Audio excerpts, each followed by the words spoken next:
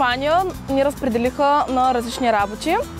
Аз бях с отбор с трима и нашата задача беше да направим къща. Един вид ще я продаваме тази къща. Работихме с AutoCAD, нали? Научихме се вече по-добре да работим, което ни помага много в училище. Шефа ни беше много мил, през цялото време ни подкрепяше. Ние в водно строителство направихме ВиК-то вътре, което много помогна. Моята задача беше да направя проект на сграда, специално разпределение за един апартамент, като беше разделен на няколко части. Започваме с самото разпределение, каква е площта на самия апартамент, санитарните възли, всичко да се определи, мебелите да се разпределят, завеждането, всичките инсталации, ВиК инсталациите по сградата и по апартамента, съответно и вентилационните системи. Аз съм много зле в презентирането и мисля, че това много ми помогна, защото нашия проект трябваше да го представим пред тази фирма, наречена Mundus. И мисля, че си упражних хем английския, хем и представянето и мисля, че занапред това много ще ми помогне. Имах специален график, работих от 9:30 до 2:30 следобед. След това разполагахме със свободно време, което имахме да се възползваме да обикаляме из града, да разглеждаме всичките културни забележителности, защото града разполагаше с много богата история. Като забележителности посетихме Барселона, уникален град. Мисля, че всеки трябва да отиде да го посети. Посетихме Саграда де Фамилия, тя също е много хубава. После отидахме в парк Гоел. Имаше много старовременни къщи и много хубави снимки си направихме. Най-силно впечатление в града може би направи катедралата на центъра на града. Тя е много стара, много внушителна, голяма, красива. В момента на нашето посещение се реставрираше, но пак не ни попречи да се наслаждаваме на красотата й. Когато всички бяхме в Барселона или на аквариум, много ми хареса, че всички бяхме заедно, че се подкрепяхме и имаме уникални спомени заедно. И може би нямам един спомен, всички спомени ще ми останат в сърцето, защото групата беше уникална. Може би най-яркият спомен ще ми е Барселона, защото видяхме много работи, беше изпълнен с приключения, предизвикателства, преди да стигне до там и по време на нашето посещение на Барселона и да, ще се остане най-яркият спомен.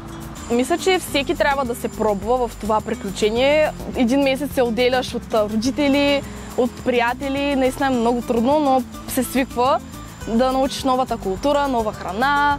Забавно, според мен, всеки трябва да влезе в това приключение. Разликата в двете образователни системи, специално към строителната среда, мисля, че е доста различна. Има няколко паралелки, те са сборни, учат всичко от до и са специалисти по всичко. Трябва да могат, когато са квалифицирани, отиват и на самия проект трябва да напишат абсолютно всичко, а в нашото училище всеки е специализиран към дадената си професия. В моя случай архитектура и строителство, длъжност архитект или инженер, докато при тях всеки е всичко. Вдъхнови ме, видях как работят нещата в професионална среда и потвърдиха това, че искам да продължа да се занимавам с строителството. Мисля да продължа с строителството, мисля да продължа с водно строителство. Много ми харесва и ще се пробвам в Холандия. Нарочно се пуснах в това приключение, за да видя дали ще успея да живея извън България. Бих дал много добра оценка на възможностите, които ни предоставя проектът, тъй като сплотява хората, запознаваш се освен това и с нова култура, срещаш с нови много хора на твоята възраст, твоята специалност, общувате, разменяте опит също така и прекарвате много време заедно, което ви помага да се сприятелите, да се изкарате хубаво и е едно много хубаво преживяване. Би го препоръчал и би го и повторил.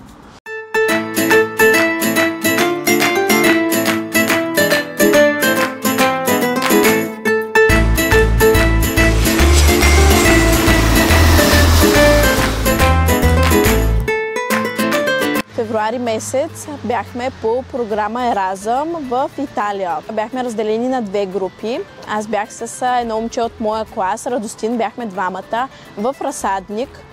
Пътувахме до там известно време и там се научихме да пресаждаме растения, съдихме много дръвчета, научихме и много видове, имената им, как изглеждат.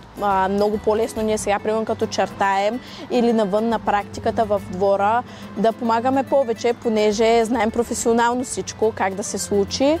Работихме в оранжерия и жълъди също съдихме. Беше много приятно, самата обстановка беше много приятна. Колежките ни бяха молдовки и с тях също беше много приятно. Бяха много готини момичета и беше уникално чувство просто. Имам удоволствието втори път да участвам в програмата Еразъм Плюс като придружаващ учител. Миналата година бяхме в град Севиля в Испания, а тази година с учениците от специалност парково строителство и озеленяване, където преподавам, бяхме в град Болоня за 21 дни в Италия.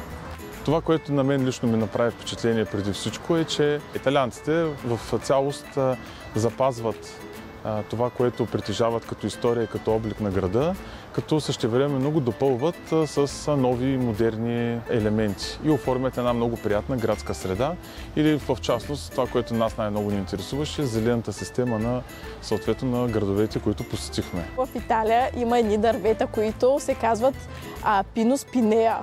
Това дърво вече го включвам във всеки един мой чертеж, понеже просто е страхотно, с чадъровидна форма е. И е така, значи с голямо право стъбло, много високо и отгоре просто е така обло и е страхотно. И това навсякъде всичките къщи го имат. Също магнолии, огромни. Тук сме свикнали да са толкова колкото ме е високи. Там някакви по 5 метра. И ето тези две дървета на всичките ни направиха огромно впечатление. Учениците бяха разделени в две групи. Едната работеше в градска среда, в самия център на града, където имаше много интересно пространство, споделено, детска градина, много хубав парк, място за cowork space и съответно за различни заведения и като опитна градина, в която предполагаме, ще бъде за опитно поле и подправките и растенията, които се гледат, ще бъдат използвани съответно за събитията, които ще бъдат там. А втората група работи в началото на град Болоня, в един прекрасен разсадник, точно както се казва от италианските филми. И учениците им направи голямо впечатление начина на организация и как всеки спазва стриктно своите задължения. Бяхме в града Болоня. Самата архитектура е много стара и още като влязохме и първия ден, като се разхождахме, видяхме как всичко е съвсем различно. Примерно видовете магазини и различните вериги, те самите се вписват към архитектурата, съобразяват се с нея. И беше много красиво. Самия град и всичките места, които обиколихме, всичко беше страхотно. Проекта Еразъм Плюс, според мен, се отразява много добре на учениците. Виждат различен подход към нещата, виждат как се пазят ресурси, уважава се мнението на всеки и работата на всеки и как заедно могат да постигнат нещо и да направят прекрасни неща. Защото и двете групи, на местата, които работиха, след това в последния ден направихме обзор и съответно съпоставихме преди и след тяхната работа. Много бяха впечатлени от самата градска среда и това, което постижи на нашата група е, че се запалиха и обиколихме много други населени места. И нашата статистика показва, че за тези 23 дни пропътувахме 2900 км с влак, вървяхме пеша 320 км и посетихме 13 града, включително и Рим, който макар и за един ден успяхме да видим много неща. Най-яркият ми спомен със сигурност е когато си направихме екскурзия до Рим, понеже това беше една от мечтите ми да посетя Рим и си казах, че един ден просто ще се върна там, понеже е уникален град.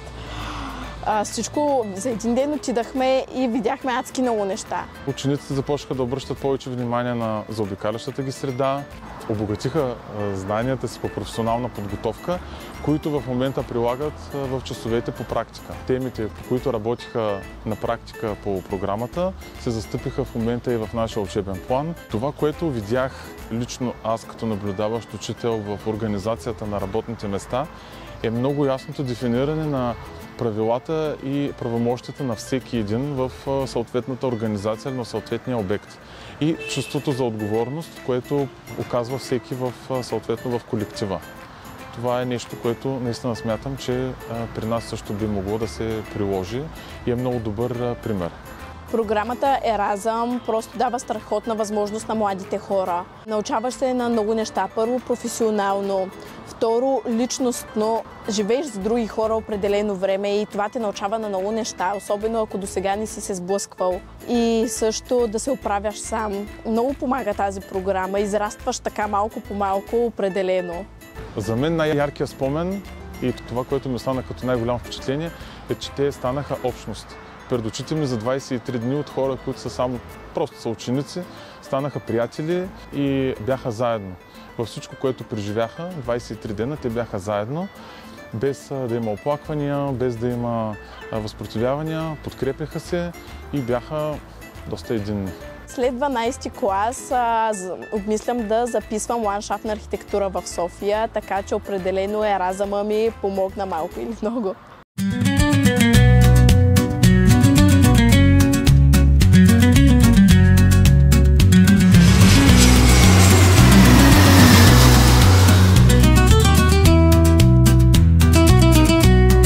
В град Коимбра, Португалия. Обиколихме образователни институции и центрове обучителни, в които се набляга на професионалното образование. Запознахме се с това как е устроена образователната система в Португалия. Акцентът там е върху проектобазираното обучение. Взехме добри идеи, които да приложим в нашата гимназия. Се надявам да го направим доста успешно. Най-силно впечатление може би ми направи това, че там децата са като нашите. Не са много по-различни, имат същите проблеми, същите затруднения, но са на по-малки групи и може би работата е по-лесна.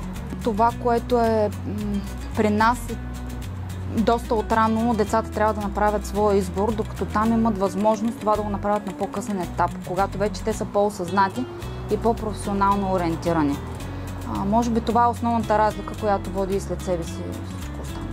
Там е тясно свързан бизнеса с образователната система и работят в абсолютна хармония. И едните и другите си подават взаимно ръка. Коимбра е един интересен град и всеки момент ми е оставил ясен спомен. Училището, което посетихме в едно съседно по-малко населено място, което всъщност поема учениците от 3 по-малки населени места, още по-малки населени места около тях, беше организирано като едно затворено общество. Вътре имаше място за почивка на учениците, стол, децата бяха по малки групи и имаше едно спокойствие. Аз звънци не чух учебни. Изпълняваха се задачите, влизаха, излизаха, имаше абсолютна хармония. Посетихме и завод за изпитване на стъкло, керамични изделия. Там видяхме как се изпитват, разказаха ни, че на стаж приемат ученици. Тези, които им хареса работата и съответно и са одобрени от самата фирма, после постъпват като работници, служители и така се затварят цикъла на образованието и бизнеса. Това участие по Еразъм Плюс ни предостави ценен професионален опит и готовност да вляза в час и да приложа нови придобити умения и знания при учениците.